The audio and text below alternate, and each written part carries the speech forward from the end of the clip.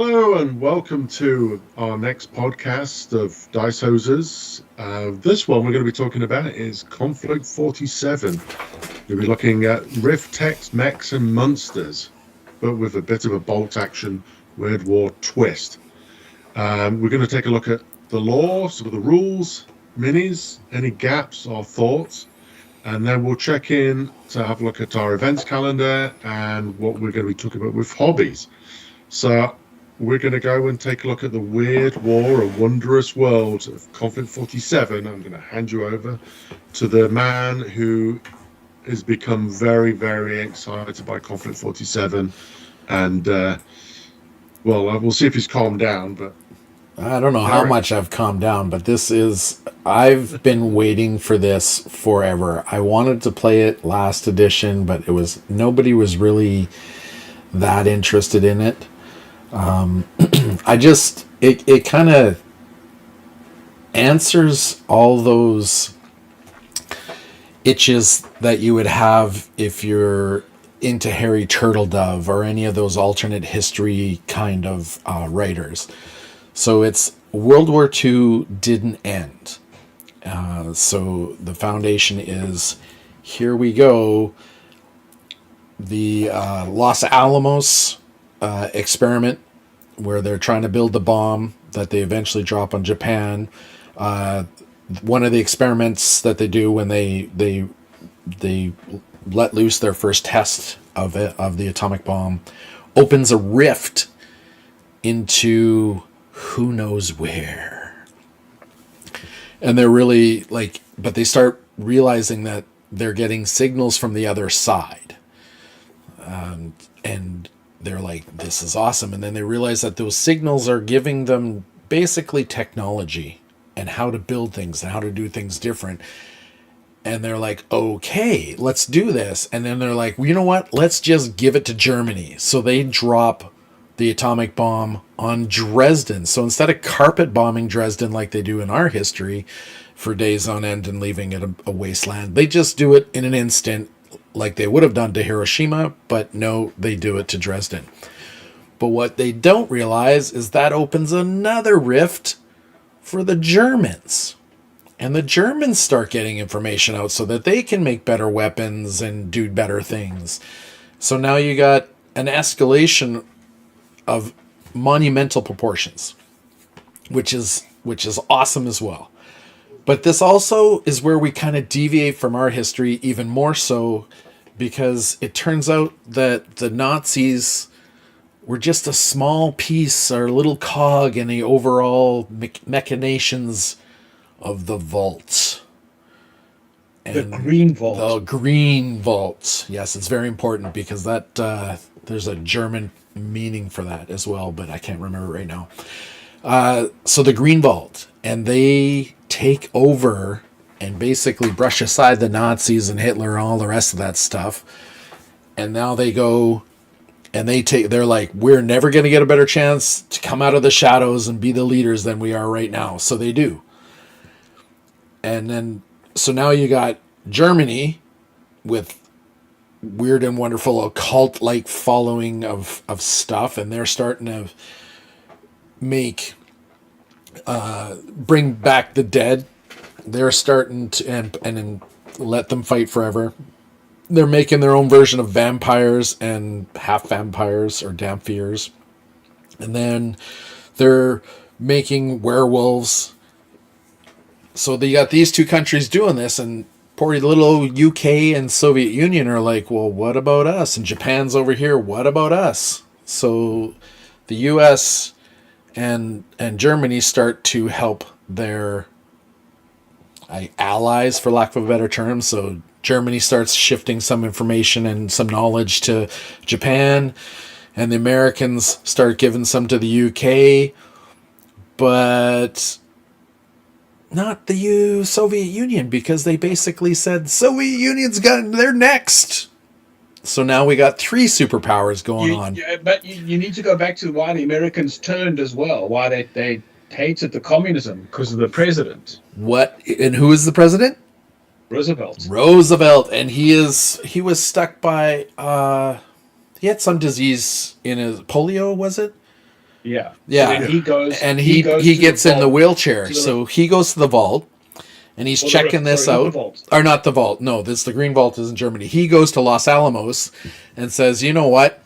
I'm going to find out what's on the other side because, I'm just me. I'm in a wheelchair. I'm not really happening. I'm going to be losing my presidency soon because I'm going to get out. So I'm going to do this one great thing. I'm not going to ask anybody else to do it, and I'm going to do it."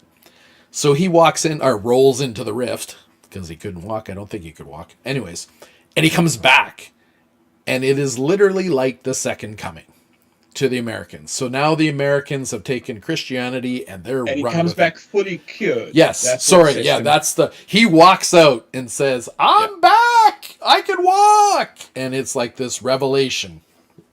So the Americans have now become America first, but God first, and the Soviets, they're heathens, and they're communists, and they're next right after the Green Vault. And then the UK is like, "Well, can we have some information?" So the Americans are like, "Of course, you're our friends," and they give a little bit of information there. But the British have been hit so hard economically that they need help from their old colonies, and they pass some legislation and they make some enforcements, and now everybody answers to Whitehall. So we're basically colonies again: Canada, Australia, New Zealand, everybody. And they all answer to Whitehall so that they can collect more money, make faster changes, whatever their excuses are. So now this is basically the shape of Earth during this war to end all wars. Now this isn't war, this is the end because everybody's fighting everybody. So I think with this storyline, it really just opens up a lot of stuff. Like, we don't know what's on the other side of the rift. Is it are we being used? Are we the colonies that for somebody on the other side of the rift? Or are we being systematically destroyed from within so that somebody can take over when we're all pretty much killed ourselves? Like, we don't know what's on the other side of the rift. So there's this whole aspect of the game that can come from there. You've got all your World War II history stuff that you love. It's there. You still have all your vehicles and all those units are still there. They're still usable. But you've got these sci-fi add-ons if that's your bend and that's where you want to go. And that's what I love about this. I can play something that's kind of historical with you guys, my friends, but have my sci-fi fantasy fix at the same time. And that, I think, is what is going to lead K47 really far, because they've got so many things that they can do with this, and financially, they're not beholden to open source models anymore. So Warlord as a company can now say, these are our models, and you can't really make copies of them. So financially, I think this is a win, or will be, or hopefully will be, for Warlord. Gaming wise, I think it's a win for anybody that loves historical games but have always been those what if kind of people. So this is absolutely amazing. And the writers that they've got coming in to flesh this out from first edition to this edition have tweaked history, and you can see a timeline in the first 20 pages of the book, I believe. There's a big timeline of what happens going back to 1939. So you can see the differences, but the similarities of our history. And I'm starting to talk in circles because I'm really excited about this. But I think this is going to be one of the biggest growing games you're going to see anywhere that played bolt action and had friends that didn't like history but wanted something to play with their friends. This is just ticks all the boxes. One of the things about the fluff that's interesting, that points to what is the Rift, is how each nation that is using it, each of the 5 factions that they're starting with, all has a different version. Like it's the same Rift supposedly, but it's presenting different technologies to each of the factions. So Exactly. they're all completely different in what they're doing. Which Yeah, leads and to like that, some are we the nations, proxy? Are and we also the the new fact that like colonies? some nations don't have a rift. Yeah. Like the Soviets don't have a rift. They've just got an amazing spy network stealing from everyone else. Yeah, I forgot to mention that. That's how And the Soviets are getting it. experimenting. Yeah. But it does say, though, the closer to the rift you are, the more powerful the weaponry and the effects of it. So it does seem that there is a distance component to it as well. But We'll see what's going on with Japan. They possibly Yeah. must have a rift because And- they have and- cool technology. And then the other thing about this, though, is exploding an atomic weapon is what's opened the rift. So there's nothing to say that the UK, Japan, or the Soviets eventually don't make their own rift.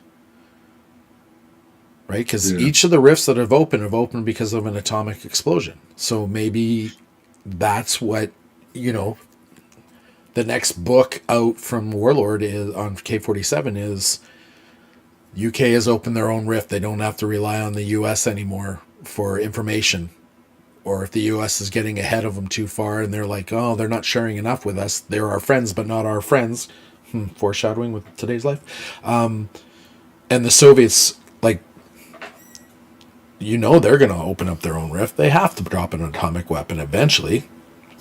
Well, Warlord has to come up with new models. Yeah. So, It just gives you that. Yeah, you're right. It's going to be an awesome box. But I think it's a good start, right?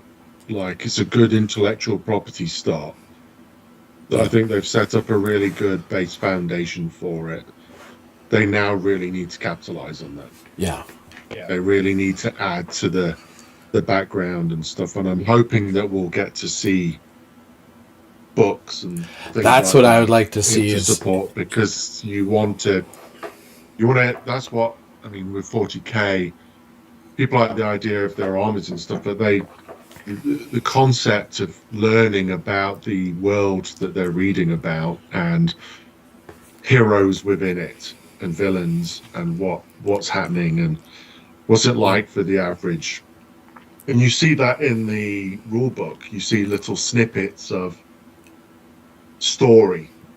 I think there was the British guy who's on leave at home and he's fed up with the fact that all the robots are doing all the people's jobs and stuff. and the So people it are gives going you to war. Yeah, and it's kind of like, why is that not the other way around? Yeah. But it's very interesting start. So I'm really interested to see where it leads. Yeah, and like I said, they've brought in 4 amazing writers. So I'm hoping now that they've got this out, they're kind of working on their own pet projects. The other thing about this game that I know I talked about the fluff is its hero aspect. So you do have heroes, you do have named characters in this game, as opposed to Bolt Action having no heroes as of yet in 3rd edition. So there's weird and wonderful ways that they can go with that too. Like they can start adding these characters. They can write the books and add characters. Maybe somebody does a fan fiction that they really like and they're like, hey, if we can have this, we'll give you your character, or like, hey, number 1 in the world, here's your character, like this contest, give you your hero. There's a lot of direction that they can go with this. Yeah. Cool. Okay, good kickoff for us. So, Sean, rules. How familiar are we with them, and what is the twist? well, they kept the D6. I'm sure they debated it, because they did that one system with D10s. Gates of Antares. Yeah. So I'm sure they were looking. I'm sure they looked at it and they said, "Do we want to, change the die?" But they kept the D6, and I'm sure specifically to marry this game to Bolt Action. So you have really, it's really just the same rule system with a few tweaks that'll come up as you're reading it. but it's pretty much the same thing. You'll like if you, but when you're reading through the book, you'll notice it's almost like an improved version of bolt action, where it's the bolt action rules, like the snap to order. They had to add a little caveat that says you can only do this once a turn, because now with Rift dice, which we'll get to, you activate a unit more than once. But they also added in a what would be a bolt action rule, but isn't in bolt action, where you can't snap to if you didn't start your turn on the table. So if you come on in a vehicle, you can't snap to out of the vehicle. So they are putting some tweaks to the base rules in there that we haven't seen in bolt action as well. But as Derek said, the big changes are the Rift dice, the heroes with their 3 abilities, and the keywords. They've added a bunch of keywords, so the keywords are for all the new Rift weapons. But what I like about them is all the keywords that they've added, whether it's Tesla or gravity or impact or whatever. Each of these new weapons has a keyword. They're using bolt action mechanics. They're not introducing anything really new with these, and I think that's really neat. So far, anyways, we'll see. So the Rift mechanic is great. So it's a new dice, and their fluff is the Rift is chaotic and untrustable. Maybe for game mechanics reasons, or maybe this led to the mechanic. But it has that randomness. So you get to start with your dice on the table, your Rift dice, and your units now have these dice that they can activate. And when they activate, they can use the ability. And if they have to use an ability, the dice goes to exhausted. And if the dice is exhausted, then they get a debuff. So in the case of flyers, you can't fly anymore. In the case of power armor, you're now much slower because you don't have the power of the armor moving you along. And then at the end of the turn, all your exhausted dice get rolled. And whatever face they come up on, and there's one more face, there's active, there's exhausted, there's one more called surging, which is even better than active, it does even more. So you get to roll randomly what that Rift dice is going to be, and any that are still exhausted go back in the bag, and that's why they're the same size as the order dice, because you get to draw them out. And when you draw them out, you still got to roll it to see what it's going to be. So that is a great mechanic. And the other thing is the heroes, which I think it's meant to be the linchpin for your army. The hero is super tough. As long as he's got Rift dice, he's hard to kill because he doesn't lose combat. If he dies, he has a chance to not die, and he can pass around these Rift dice to give people extra activations, or give himself rerolls, or pass out a reroll. So it's a great. The whole hero thing is great, and I'm really excited to see what they're going to do with it. But those are the big three. Those are the big three changes that we saw in this rule book. So, what did you guys think of those? And are there any others hiding in the woods that you find interesting? 2 things I found interesting was, obviously, because of the nature of the game, they've tweaked certain things, like little text here and there, like your turret jam for a walker with a gun on the arm. It's facing towards the closest enemy. That's how they define sort of, so it always stays in that sort of angle. Other thing I quite liked was they've tweaked. At the back of the book, there's always the reference tables.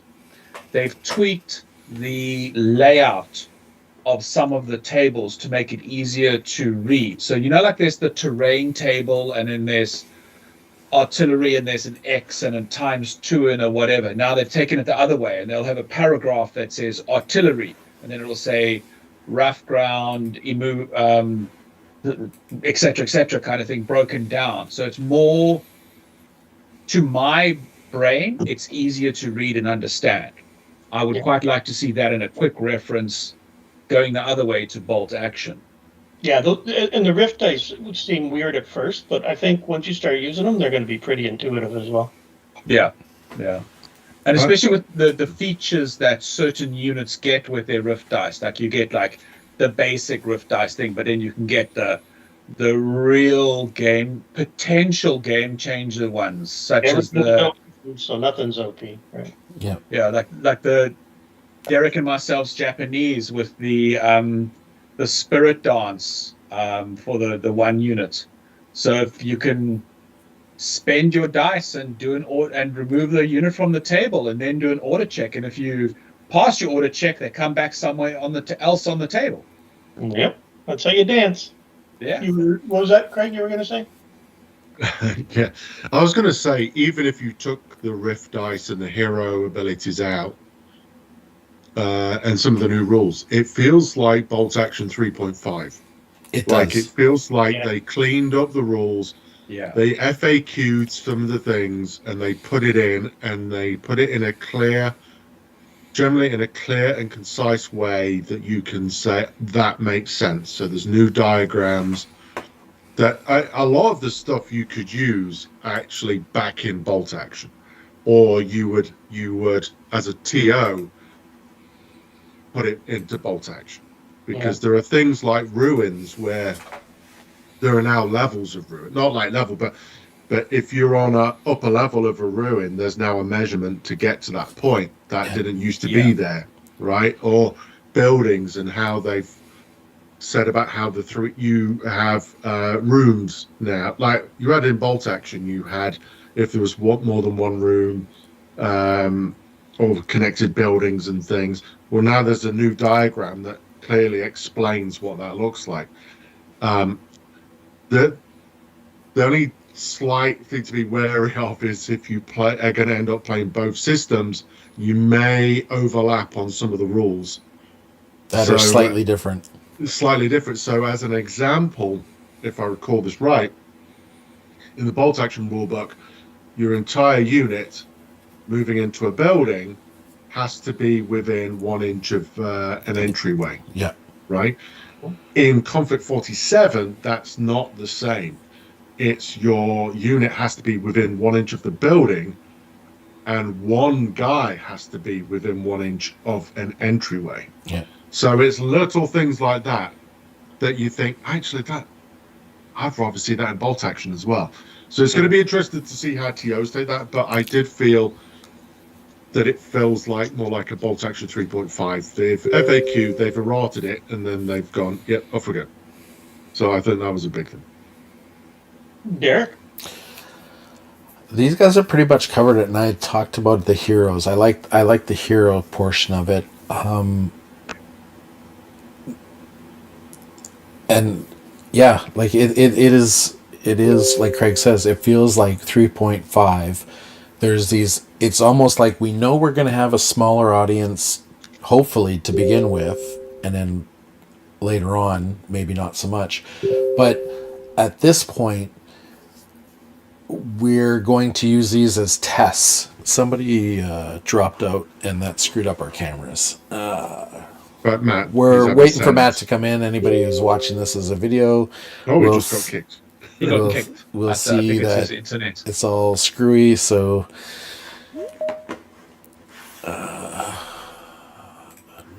and did he go in the right place? He did go in the right place. That's awesome. Can you hear us? Now I can, yeah. Yeah. Your ISP Obviously, sucks. the Green Vault doesn't like you, Matt. Yes. Yeah. I don't know, like, Liam was downloading stuff on the Xbox, so I told him to pause it. Yeah. Boo. Hopefully that's it. Cool. So sorry, Derek, you were saying? Yeah. The I can't remember what I was saying because I was trying to fix the cameras that just jumped. 3.5. Yeah, I think you've got it right where it's 3.5, and there's we're starting out with a smaller, like, because not everybody that's playing Bolt Action is going to go K-47 like I did and jump up and down like dancing like a little schoolgirl and move into this. So they've got people that are experienced with Bolt Action for the most part, probably 80% of the people playing. He's gone. Oh no, the It's not just me. strikes again. The green bolt got him. Oh, did I disappear? Yeah, No, you Green just Vault paused. struck. Oh, I paused. Oh, well, I didn't pause on the recording, so nobody noticed. But like I was trying to say is you've got this smaller, experienced player group, and you've basically made your 3.5, and you can see how they're going to accept those adjustments so that they could possibly be put back in bolt action where you're affecting your larger audience at the moment, because we all know K47 is eventually going to be bigger than bolt action. I think it's also interesting going the other way. There's that large other company who begins with a G, and pulling their players in, because for the Yep. price of a hero, you get a starter box effectively. Yeah. Yeah. Yeah. So, Yeah, that's great. And again, about those heroes, it's a nice way to make a almost narrative rule set into a competitive rule set. So we'll see how that works there. Matt, you got anything before you take us into units? Well, my focus is really on the models at the moment, so it's kind of where. Okay, the story in that, I honestly, I've read stuff that was on the line, got into it a little bit there. I looked through the army list a little bit just to plan my army for our painting challenge, but I've just been kind of going through all the models and not anything that I could see comparing it to other things. Well, let's I talk think- about. So I've Go ahead. Let's wish that Matt came back. and he came right back, and it wasn't me this time. So go on, Matt. Yep. So let's get into that then. sorry. Let's talk about the minis and the What have I said? Or or not. So while Matt's doing that and the Green Bolt is putting that in, the only last thing I wanted to add that's in the book that's, I think, a big key and isn't affected by Rift Dice is walkers.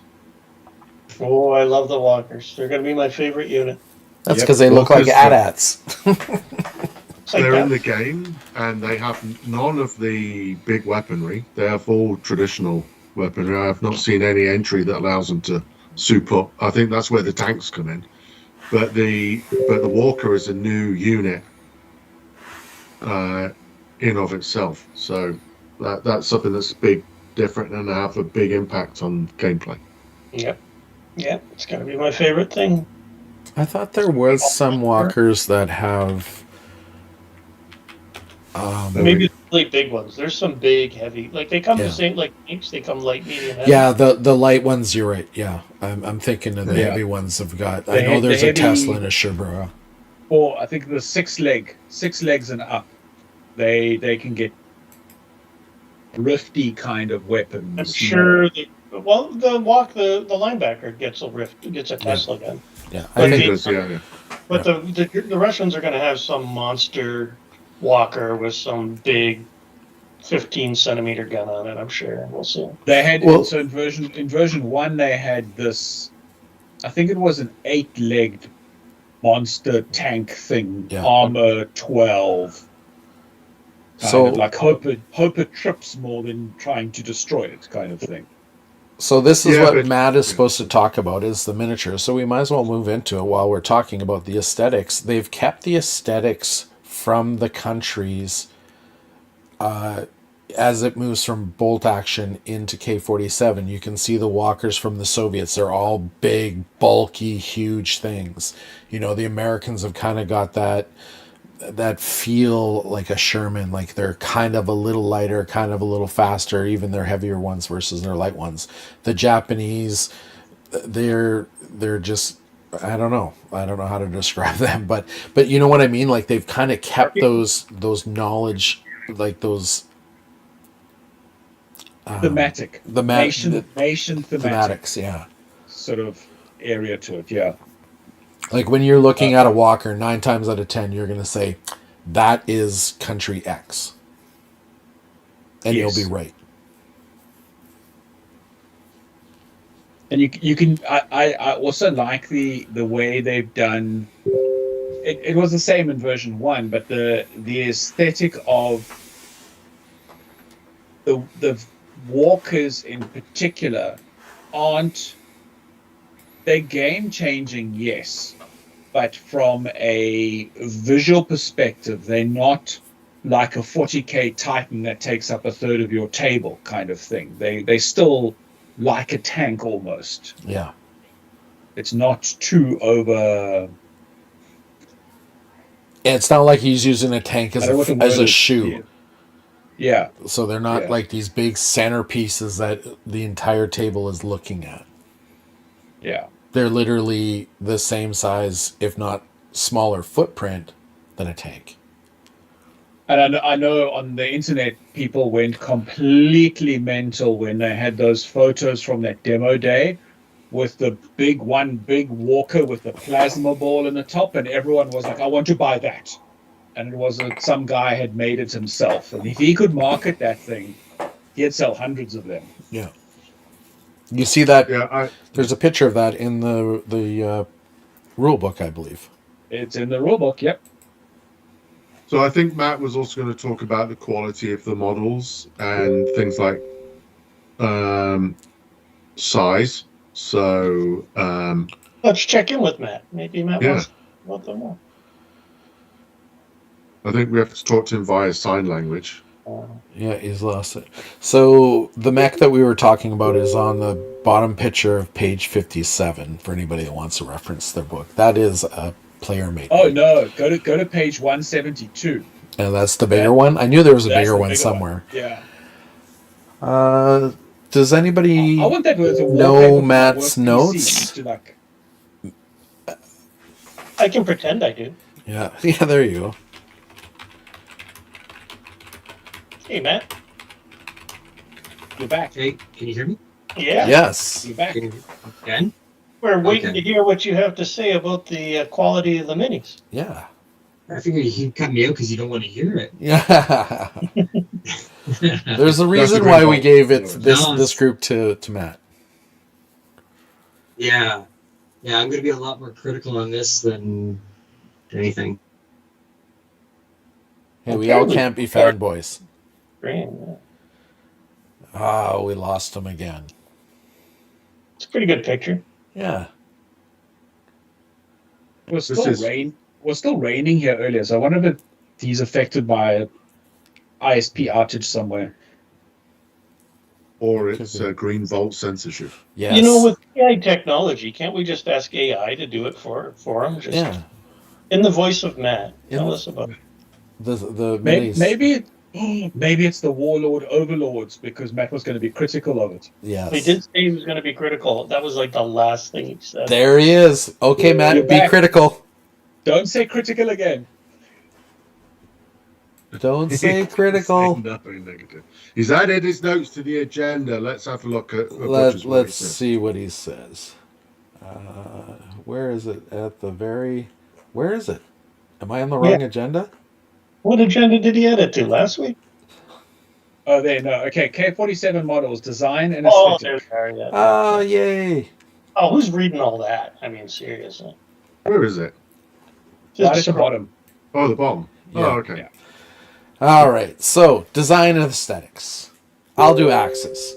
Main troops, like their Space Marine equivalent, aren't all that exciting. Not a lot of detail. They do keep the feel of the old meta ones. I think he's referring to the Shock Troopin. Oh, Well, what's black for Warlord here? They have a bandwidth problem. Yeah. Resin Noctiblin. They're better design. Okay, so these are the new ones because I've got an old metal box. So there was only one way to go with these models, and that was that. Oh, and then as I read, he goes, but I think the old meta ones gave better connections for the German infantry routes. Okay, so the new modeling doesn't quite fit the German aesthetic the way he thinks that it does. All right. right. I'll do American. These are terrific. I think the sculptors had all their time on the Americans. The linebacker is especially fab. So that was Matt. But it was, I agree, the Americans are good. The Americans are really the poster boy, mostly human type army in this whole thing. They don't have like monsters running around all over the place. No, that's because they went the Captain America route. Yeah, they got a bunch Super of soldier.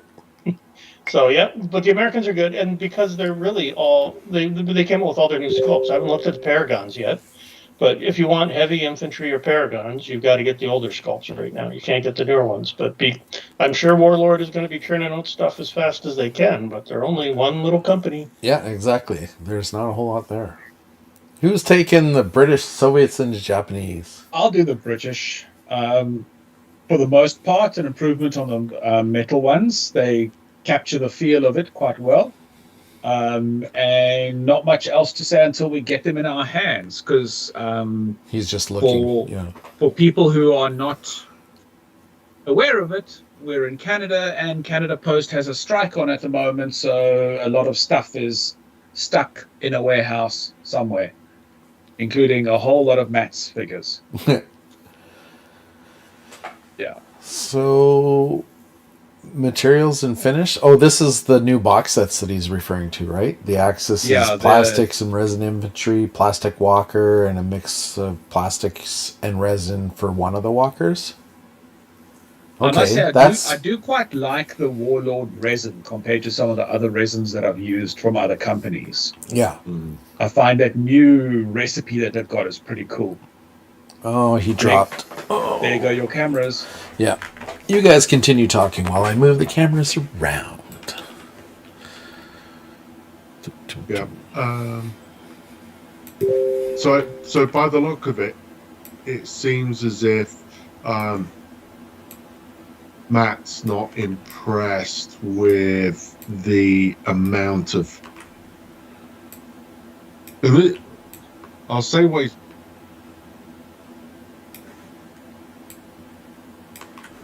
Unboxing video, which was phenomenal starter set. It may be too good.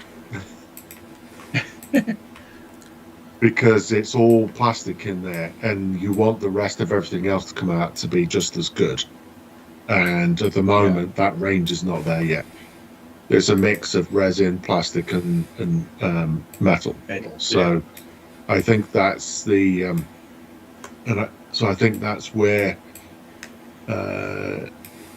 Matt's coming from, is that he's feeling that it's not. It's a great start, but it needs to be really fast to maintain the momentum. So we can use that to segue into the scoop what's missing section. Yeah, all those models. I'm sure their production schedule is set for the next year, maybe two, right now. Oh, Yeah. easy, yeah.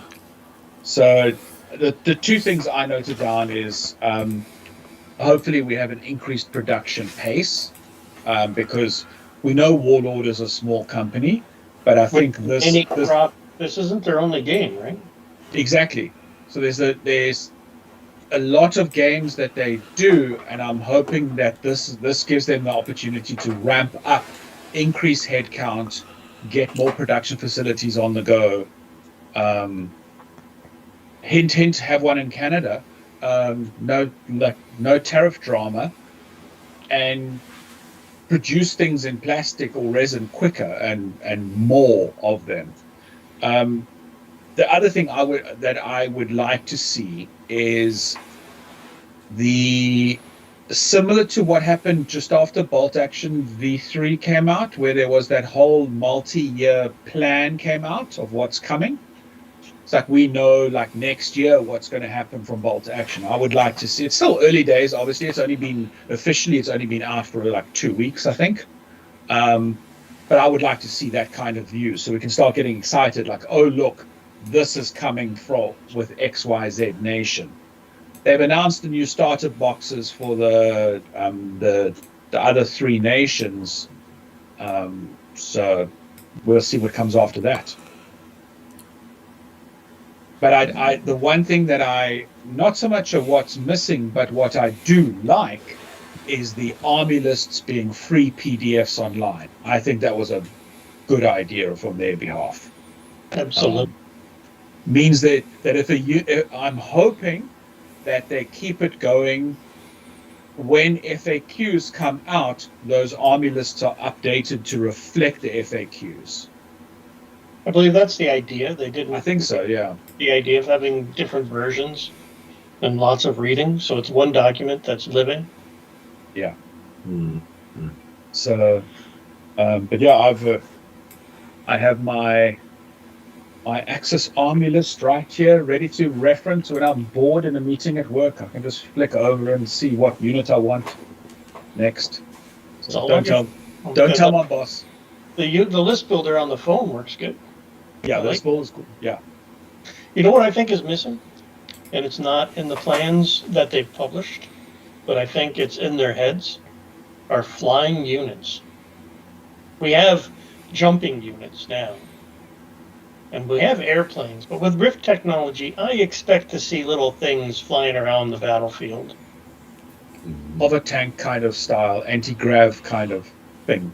Yeah, Because maybe we've got small, maybe drone-like, but something, right? we've got I don't know if in they've the got the box it's mechanics. gravity weapons. So It's a I new don't. mechanic. I don't know if they've got the mechanics in place, but yeah, I guess you're right. They could always invite a new or write a new mechanic. Just another unit type. They made the walkers pretty seamlessly, like that Yeah. walk Craig doing to the washroom right now, just like that. A seamless walk. Nobody even notices. Yeah, walk of shame. Uh, yeah, no, but because the walkers really, they're just following Recce rules with a set movement, right? Like, yep. but with flying, how do you do? How many pivots are you going to give them? What distance are you going to give? You know what I mean? Like, there's that. Well, I guess right there, I just answered my own question. It's going to be like a flying motorcycle. Yeah, But yeah, then you're maybe right. elevation comes into play. I don't know. I'd leave elevation out. Like a space battle, elevation gets in the way. Yeah, and maybe that's what I was thinking. Like, have two elevations, like you're on the ground or you're on the second floor. Yeah, yeah. That's I think BattleTech's newer abstract rules for flying do 3 levels Yeah, abstract for that reason. They should just do Blood Red Skies, Victory at Seas, and stuff. Just Conflict 47 edition with all new cool stuff. Right. yeah. Oh, Leviathan is. Oh no, wait, that's another game system. There was that. Wait, no. What was it called? There was a ship game we used to play Cape Town. That was Dystopian Warriors. Dystopian Wars. That was it. Yes, yep. Yeah. Yeah. Which is basically Victory at Sea, and And air ships. yeah, like, Yeah. and you could even Achtung Panzer with Tesla tanks and like they can take this everywhere. Like, You can go everywhere. Yeah.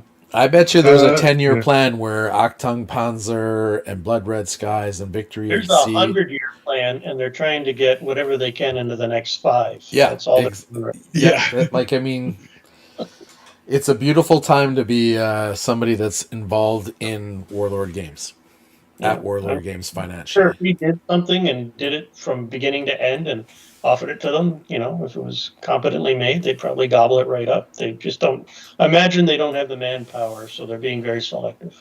Oh yeah, definitely. Yeah. I don't. Yeah.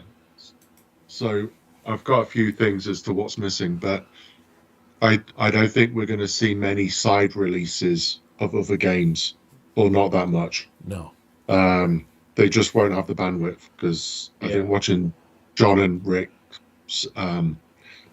they were saying I think there's maybe 1 or 2 little things on the horizon that's going to be coming, but I don't think you're going to see as often the releases that they were doing. Yeah. I think it's Except for Revolution, right, Craig?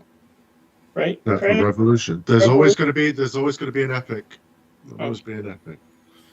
And Boar War for Black Powder's coming as well at some point. So, but yeah, but my things. Well, I'll say one thing that Matt listed that we didn't say before I go to my list of things missing is I think one is that Matt was saying, which is one of my things, I suppose, is the fact that the scale is different between the older range of Conflict 47 and the new range.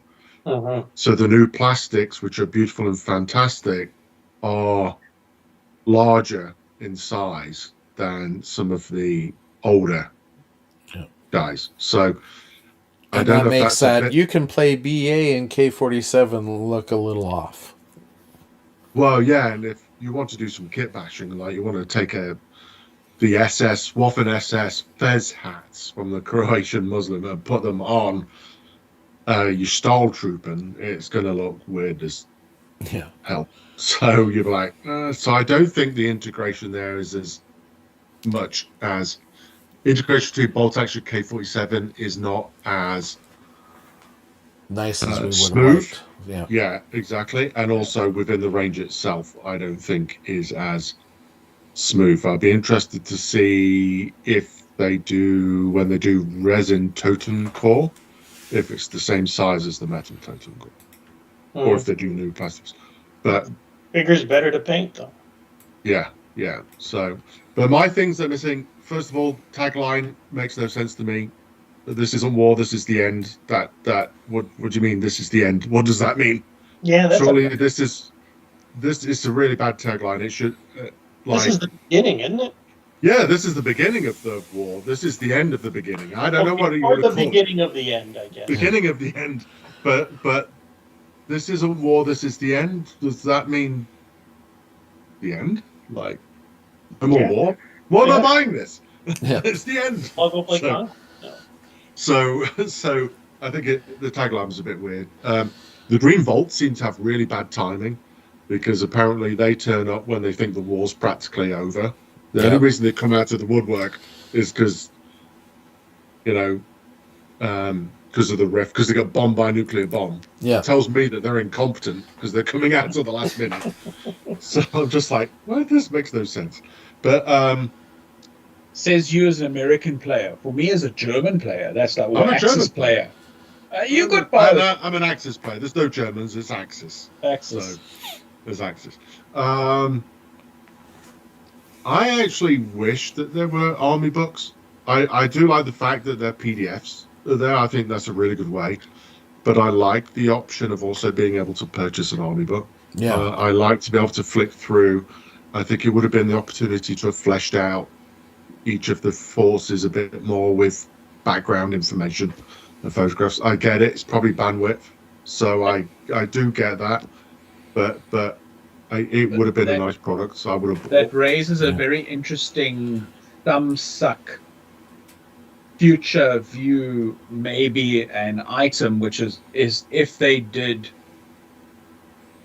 let's say, I hate to use this because it's a GW kind of 40k AOS idea, is to have all the army lists in a cheapish book that you buy, and it has all of them in one book. And then if there's a major update, No, these a are new living version documents. They don't print. They don't sell printed. These are going to be living documents. That's their future. Yeah, I I see think. it being, yeah. Well, because And the fiction is going to be the fluff. So buy the fiction to get more background on the Yeah. journey you want. Yeah.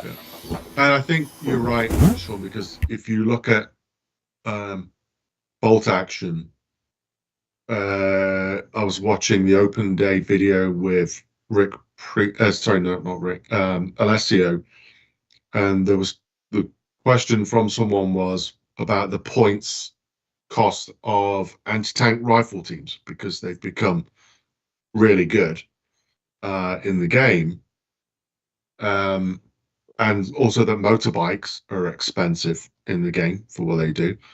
And Alessio said, we can't change the points because they're in the book, right? So they'll be changed in 4th edition. They're not going to be changed now. So I agree, Sean. I think whereas this way, because it's all on the app and in a PDF, it's an easy thing to say, actually, we're going to change the points by 5 points. Yep. Because you'll be like, everyone's got the PDF. Everyone's got access. So And it's quick I change. just like having something in my hand. Yeah. And the new rule book is beautiful. It's a really good rule book. But if they need to do any adjustments, I don't know if you guys said this while I was gone. If you need to do any unit adjustments, the PDF can change instantly.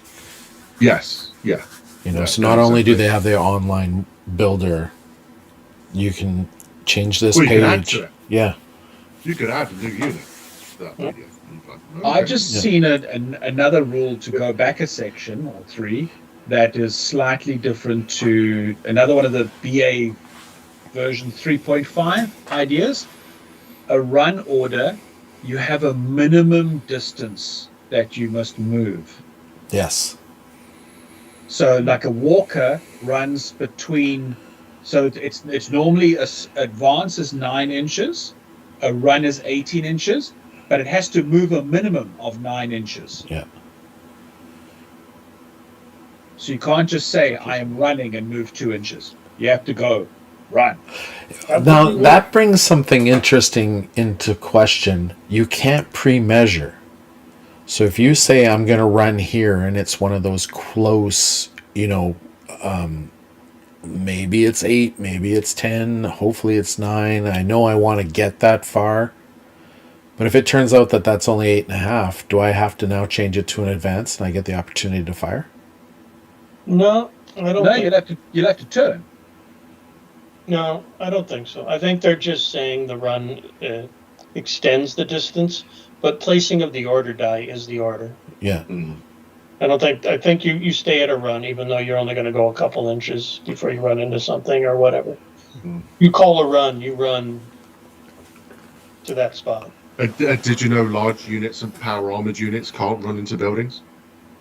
They can only advance into buildings. Well, And they treat theoretically, they buildings can as run rough ground. into a building, but not like into, occupy, into, like smack into. Page 91 for how a flyer gets in a building. Yeah, that's very interesting as well. Page 113 for the run about the minimum distances. I like how they can also jump on top of buildings or through windows. Yeah. Yeah. Yeah, and you measure the line of sight of the walker from the top of the walker. So if you've got a walker on top of a 3-floor building, you can see the whole table. Yeah. So I just had a look at the Soviet walkers. They have no rift weaponry. Oh, poor Soviet walkers. Oh, Now, shit. there's probably two things. Now, the one thing I've noticed is that some of the walkers from the old range are not in the army book. Yes. Yes. So there could be future ones coming, or whatever. Maybe as well, the Americans got the Tesla weapons because they've got a direct access to Rift Tech. For that, that's part of their. Soviets can throw bears at them, though, right? They can just chuck an earth sign over the walls. Yeah. But I thought the Japanese could use their Rift Tech weapons on theirs. Japanese have the best Rift Tech. I think so too. I think hands down, you're going to see more Japanese player than anybody else. I don't know. I think the Soviets have got really good abilities. We'll see. Like every turn on a 5 or a 6, you roll. The Soviet player rolls for each enemy unit, and on a 5 or a 6, they get pinned. A pin every turn. Yeah, that is a good one too. Freaking bear, scary, man. Have you ever thought about fighting a bear? I've got a friend who lives in. I got a friend who lives in BC, and he goes for walks, and he's like, I bring a knife in case of bears. I'm like, you're gonna knife fight a bear? That bear's not bringing a knife. He's bringing 10. Recheck your. It's that age-old thing from Africa. You only need to outrun the slowest person. That's it. Maybe it's to cut the hamstring of the person beside them. I guess. Yeah. Exactly. Yeah. Slow them down. You'll survive. The Soviets also have another great. They've got a great unit. It's the ones that are frozen. Oh yes. Yeah. Because the Siberian guys. Yeah, the Siberian guys are immune to flamethrowers, which is great, but is also. Well, is it great? I don't know. I mean, in the game it's great, but just the fluff, the Morozgul. Yes. It says in the description, in the background, it says that blades and bullets bounce off them and all this stuff, but actually in the rules, it says nothing about blades and bullets. No, and it just says to flamethrowers. Flamethrowers. Which I would have thought the one weapon that can destroy Morozgul would be flamethrowers because it's heat, right? It's complete. That's what I thought when it was saying bullets and everything else. I'm like, these guys are going to have a wicked armor or a good or some kind of bonus save regardless. Yes. And then when it comes to flamethrowers, they're going to get 2 times whatever the roll was. Yeah, 2 like, times the damage or twice the pins or something, and it was like, No, it makes sense. But what they do have, they have the ability when they use their rift ability, the mist, they can actually assault and go first, Yeah. and Wow. like in version 2 bolt action. So you could get killed and you can't fight back because you're wiped out. So it's like, well, that's pretty sweet. Oh, that brings up a point when it comes to competitive Conflict 47. You don't have this problem in bolt action so much. At Age of Sigmar, it's a nightmare. You have to know, if you want to play competitively, what the other units do. Yes. Yeah. Because there Yeah. now is a difference from my country or my nationality to your nationality. So it's a good to have that conversation if you want to play competitively and you're at a tournament Yeah. with the Hey. other guy. What do your units do? Yeah. The good thing though is that you're only talking about 4, maybe 5 units in an army book that is different, and there's no At the moment. stratagems or whatever, right? Yeah. And ability. Well, I mean, there's the rift dice, but the fortunate thing is because there's only 5 factions, that's pretty easy to think, who am I playing and what are you going to have, or what could you pull? And I don't have to buy the book because I could just print it off. So it's well, we haven't talked really about walkers. Walkers are huge. They're the best. They're like wicked in the game. They can, if I remember, they can advance through a unit like a charge Yep. and fight, stomp, and then shoot. Like And they it's can assault anything. insane. Yeah. Well, some Yeah, of them. it's The insane. medium and the heavies, I think it was. So it's like walkers, and then there are walkers with jump jets. So they could. So I got the German walker. I bought the Helsendwach or whatever it's called, which can move up to 24 inches. Yeah. Like, how would I not have a jumping tank? Oh, And that's interesting to make too. walkers even better is, unlike vehicles, they get a down cover save. Yes.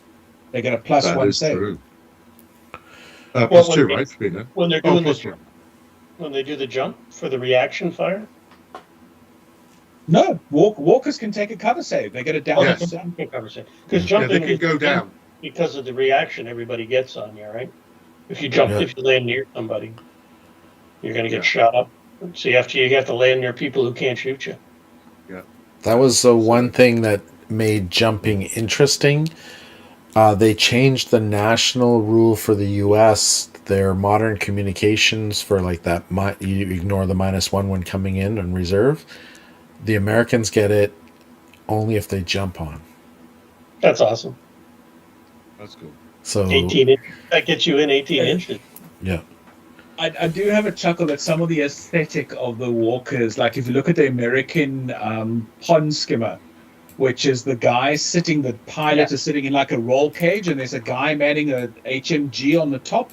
It reminds me so much of Matrix, where those guys like, why aren't you in an armored cockpit? Put a piece of metal in front of you to stop things coming at you. Also, he's going to need something to deflect all the hot casings dropping down on his head when he's trying to drive.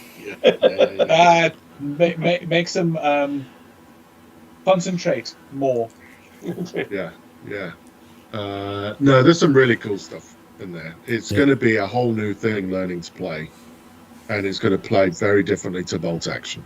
And another bonus, when you go to paint that walker, you can do whatever you want. There is no historical paint scheme required. Yeah. that includes all the new infantry because Oh, yep, whatever you want. pick whatever green, gray, whatever, make whatever camel pattern you want. I'm going with big red stripes and kill markings and words and. Yeah. Well, if anyone watching this, if you go to the Dicehozers website, you'll see Matt's article, which talks about his Berlin Brigade. Well, he's using the Berlin Brigade imagery for his Cairo Brigade, so which would be pretty cool. If he gets it painted and done, then wow. Well, if he doesn't, he owes us a beer and a dinner. Yeah, it was just a beer and a meal. The other thing about walkers that is a little nuance that's going to be for people to remember is when you move a walker assaulting an infantry unit. So normally, like in bolt action, so a vehicle assaulting a infantry unit, they do a morale check. If it passes, they get out the way, and the vehicle sort of carries on past you. Yeah. The walker, even if the unit passes the morale check, as the walker's going past, it still does its close combat attacks against that unit and carries on going. Yeah. I said that already. I know you did. I'm reiterating that it's a really cool rule, and I now want more walkers. I've only got 2. I need more. Walkers. All right. I'm going to bring us back into... I've got 99 problems, but a walker ain't one. I'm going to bring us back into this. Evan, carry on with what's missing. No, I'm pretty much done now. I'm too excited about getting more German walkers. Let's go right for the verdict. All Thumbs right. up or down? Verdict. Thumbs up from me. Yeah, I'm going to give it a thumbs up. I have to say I'm a convert. I was not that bothered by it. I'm so bolt action historical. I love bolt history and the bolt action, making it happen. I'm actually a little worried that I may not go back to bolt action. I know we will because we've got the Escalation League, but I could see myself really sinking into bolt action. Did my enthusiasm Conflict finally runneth over? Maybe it's contagious. I don't know. This game fixes what I hate about bolt action, is trying to play bolt action historically. Never happens. You get clown cars. People running around in clown cars, hopping out and hosing you down with flamethrowers. In this game, that's fine. Run around in your clown car, hop out, and try to hose down those vampires or those werewolves. Go ahead. That's great. That's all part of the game when it's this one. That's why this game, for me, is better than bolt action. And I prefer it at first glance, and I bet you 6 months from now, I'll be, let's do 47 and bolt action once in a while. If I want historical, I'm playing epic. All right. So to sum this all up, strengths. We got compelling lore, polished rules, exciting new minis. Because of mine, look at those new bears for the Soviets. Anybody hasn't seen them, I'll try to remember to throw a picture up now. They are amazing. And you get dynamic play. You got another mechanic to track, but it's not that hard. It's really easy. And they keep the dice mechanic. Weaknesses. We don't like that we don't have an army book of some sort for the extra flavor, fluff, historical, alternative history. The unfortunate slow rollout of new releases, and that's just because of bandwidth. Warlord, we all think of them as a corporation, just like any other corporation, but they are smaller than most they're smaller than GW, and even that is a small corporation when you consider corporation. So they don't have the bandwidth. And there's always a bit of nitpicking on the scale creep. Yes. The scale creep in the miniatures but it's not too much, because I can see collectively as a Dice Hoses gaming group, I can see us focusing on Konflikt 47 units. I only want the new stuff. Yeah. Mm-hmm. Every list I've made, because I've made an American list and a Japanese list and a German list, and one of the things I noticed with the new units is they're all 6-7 armor, with some have the ability, yes, 6-7, and they have the ability, some of them, to get to 8 or 9. That just means that if you are going to run your bolt action units in Konflikt 47, they're going to be small min units, especially in competitive play, because you're just trying to put out a pin, because they're not killing anything with their lower, like with just small arms. So you're going to have that. I think every list I've made was 10 to 12 order dice at 1,500 points, where I would normally have in the range of 14 to 16 in bolt action. And it only climbs from there. Right? You go to 1500 in bolt action, I would have, 18 to 24, and in here I'm pushing 10 to 12. Quicker game. Yeah, so it does potentially make for a quicker game. Final takeaway: an exciting entry point for new players, bold evolution for bolt action fans like me who want that weirder battlefield. It scratches the itch. It does. It does. Yeah. And many itches at the same time. So you can play with different types of opponent. You can play with a guy that just wants to play historical. He will not mind this game. And the guy that just wants sci-fi is going to not see any of the historical comparisons. So I will ask Evan, can you do the events calendar? Cool. Oh, you got it? Okay. Sorry, carry on, Craig. Yeah, I've got it. Okay, so you'll just... There's a couple of other things. So we've got Saturday 18th of October, we've got incoming, so we've got a new season of the Sober Circuit, and this is the first event in that. It's a doubles. I think it's sold out now, but you can still reach out to them at Mecca Games, and that's the double, so we're going to be at that. Then on Saturday, the 25th of October, we've got the Konflikt 47 demo day at CNC Gamebridge. We'll be showing off and do some painting and playing some Konflikt 47. November 1st is Bolt Action demo day at Mecca Games. So that's going to be... There's also a bit of Konflikt 47 in there as well. So come and check it out. We've then got on the same day, there's one in Montreal, Ted's Invitational. That is not part of the Sober Circuit yet, but we are in talks with the very nice George that is involved with that, and so there's a tournament there in Montreal. Sunday, the 9th of November, is Operation Winter War, which is another sober event tournament, which has got special rules, winter themed. You can buy skis for all your infantry, and there's a couple of environmental rules in there. There is Over the Top Gaming Event. That's a tournament that's Sober Circuit in Oshawa on the 23rd. Then on the 29th is a Konflikt 47 tournament, 500 points. Whoa. That's being hosted at Black Knight Games. And then we've got into, where are we? January. We've got the Invasion Escalation League. That was hugely successful at Torchlight Games. There was 30 players in that. So we're looking at that. That's possibly going to have an early war theme to it.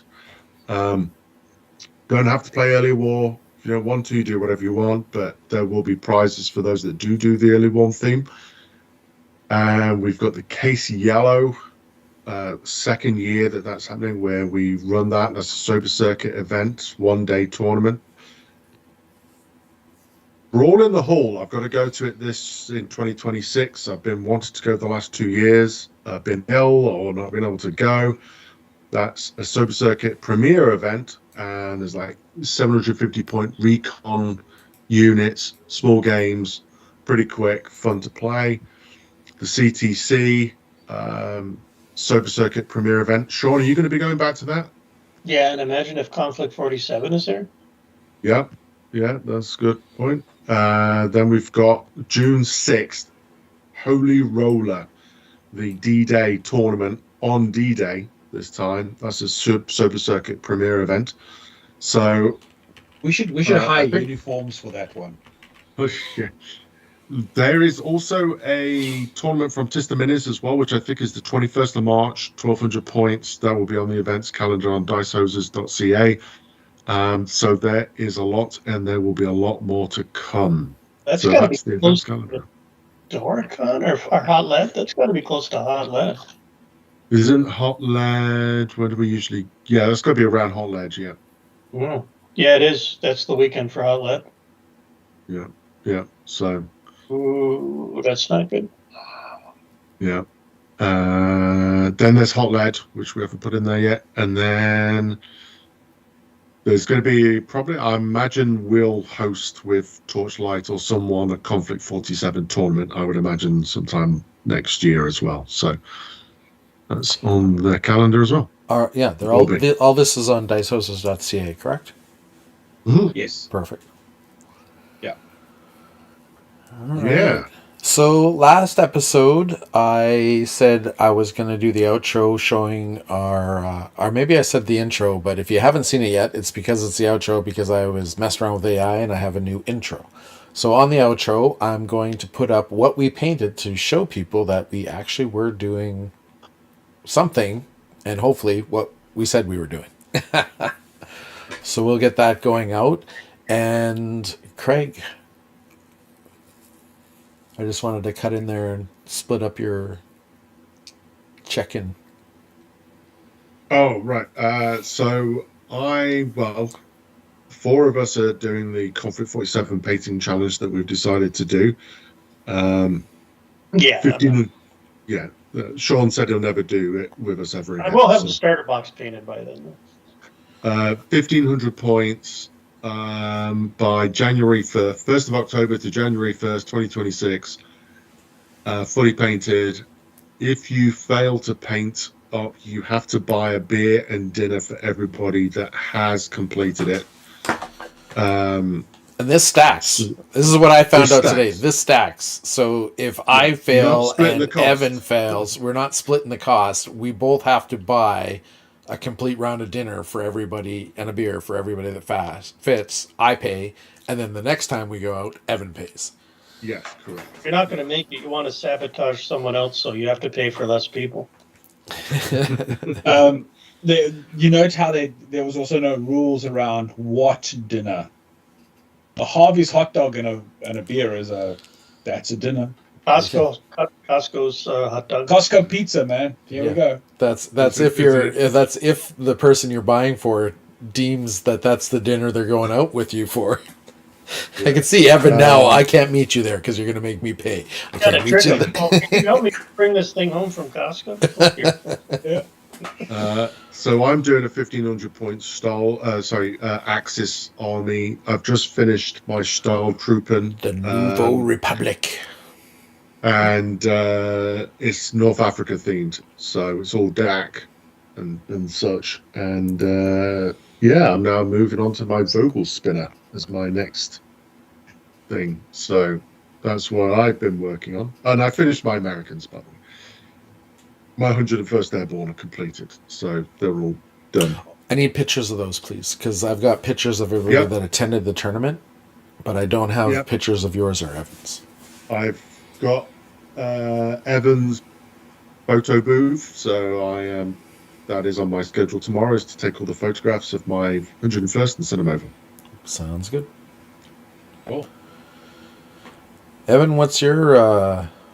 So I've got my list for the K47. So I still got the stuff from when I played version 1 in South Africa. Adding onto that, because obviously walkers are very cool, I've added on a Vogel spinner and a Flum spinner. So they're busy drying downstairs in the basement with the spray paint, the undercoat. So my list is actually 1,600 points if I just add everything in. So that's what I'm focusing on at the moment. So I've got Totenkorb, the zombie dudes. I've got the Nachtjager, the Batwing guys. I've got the Schreckwolfen, which are the bear-looking dudes, and the 2 walkers, and then the two types of the armored troops. I forget which way around it is, the Stahltruppen and the other one. So yeah. And I think you mean werewolves, not bears. Did I say bears? Yeah, werewolves. Yeah. I know those bear models, man. They're so good. Those bear models are like, oh my hats. I would start a Soviet army for those. That's what I started last time. I thought the models were pretty good. The Schreckenwolfen. Yeah, Schreckwolfen. Yeah. I have made 2 lists. One is an expansion of the demo army that I'm painting for the other half of the K-47 demo models for Craig, for when he has to do any demos, or any of us have to do any demos. I'm going to be the holder of the Americans, so I'm going to add to them. So I got 2 units of Fireflies, a unit of Paragons, a linebacker, and I think Samuel Slammer. I think that's my list. And then for my personal list, I'm doing the Japanese, because I honestly think that they are going to need some Rift Tech changes, because I think they're going to be too strong. Crush looks like it's got the potential to be too strong. So I've got 2 Ghost Attack Squads. Those are the guys that can teleport or die. I've got a Battle Armor Squad, an Assault Squad, an Assault Officer, a Light Mech. What else do I have here? Ghost Attack, Light Mech. Oh, 2, Light Mech Army. Light Mech Walker. And, a Shabito Squad. And they're the guys that are basically like the German Totenkorps. They're just the Japanese version, and by that I mean they're called Shibuto. I'm probably totally bastardizing that. And that's it. They're, as far as I can see, unless there's some minor thing, they're identical to the Germans. So I've maxed that unit out. So that's in a nutshell the 2 armies I plan on painting for January 1st.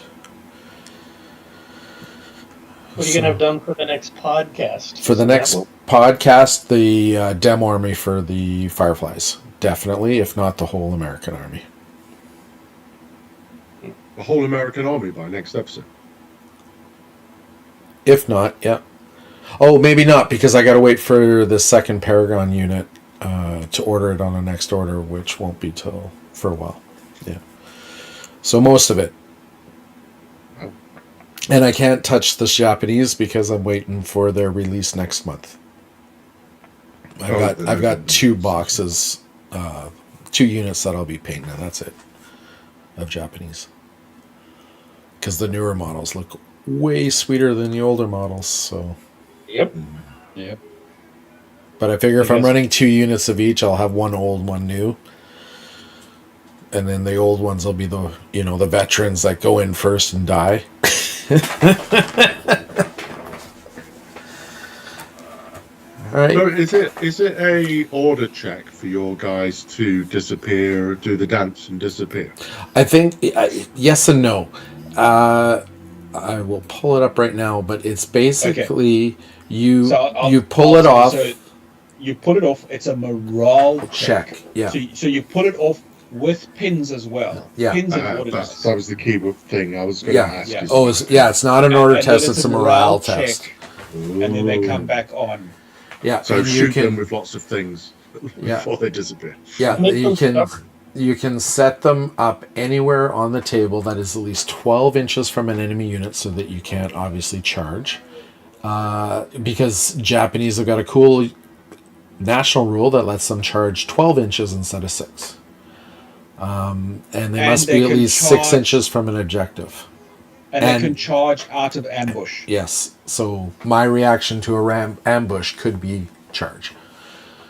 And the difference, sorry, before I forget, the difference between the 2 zombie units, the Axis versus the Japanese, is the Japanese, the surging bonus, they get the fast special rule, but the Germans get +1 penetration in close combat. Okay. So I knew there had to be something, but yeah.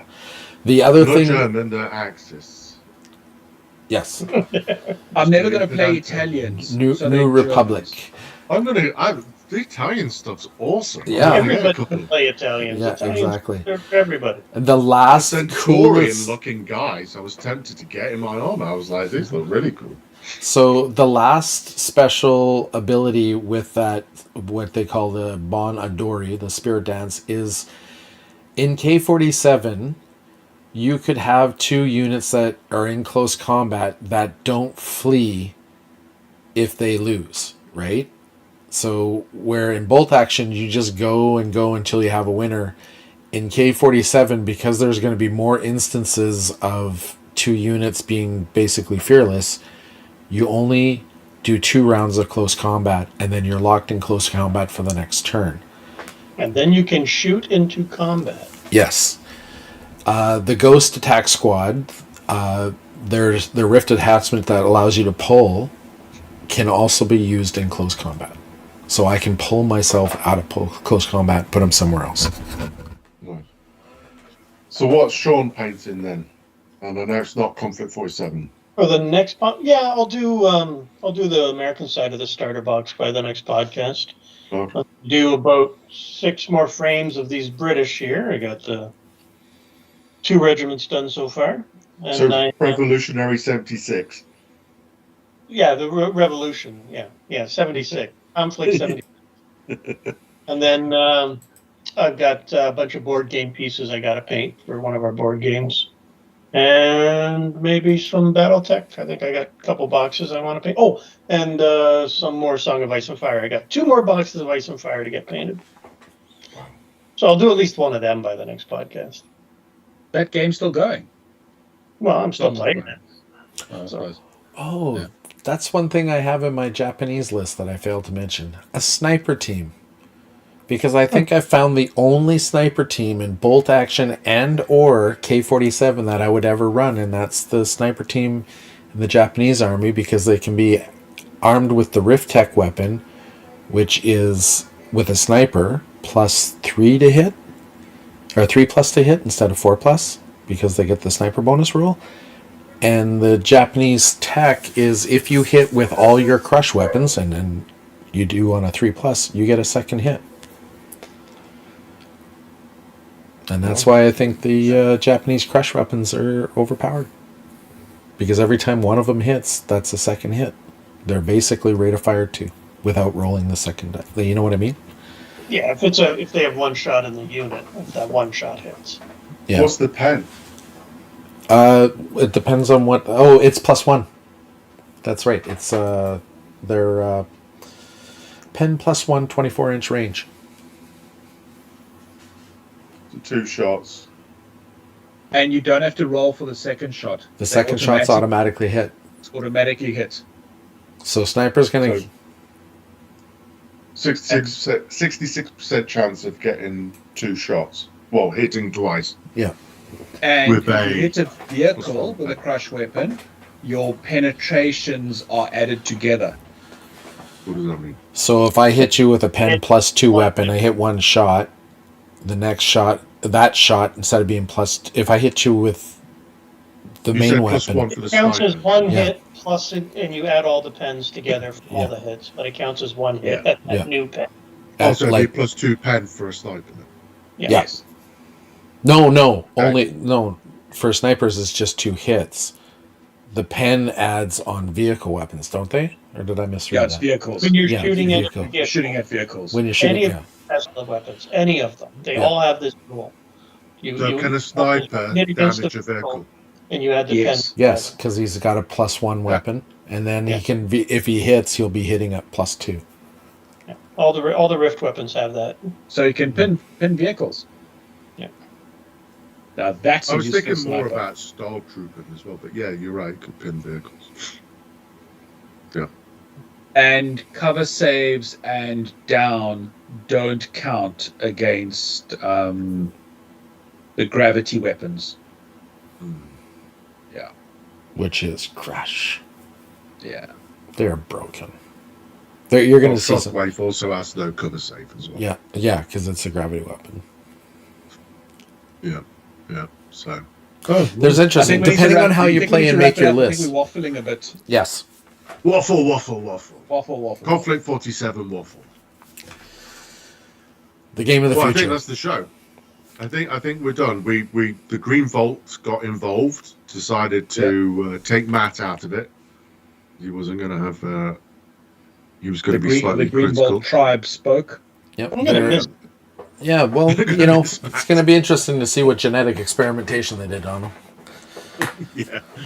So I think in essence, I think we'll give basically Conflict 47 at this point a thumbs up, and we're happy to see where it goes. And we have bought into this batch of bath salts that we're going to be the next bath salt. So awesome. So with that, I think we'll wrap it up. Thank you very much for those of you that slightly growing group of people that have nothing else to do and decide to watch us. Appreciate it. Thank you very much. Actually, I have no idea what our next show is going to be about, so we'll make it up in autumn. The Soviet book. Soviets, that's right. Yeah, they come out. Yeah, Reviews come out now. yeah. Soviet review. Interesting. With the bears. No, sorry, I'm joking. I'm getting ahead of myself. Wrong bears. Da bears. The bears. So I think I got a bear from the Revolutionary Army models. There's a bear model in there.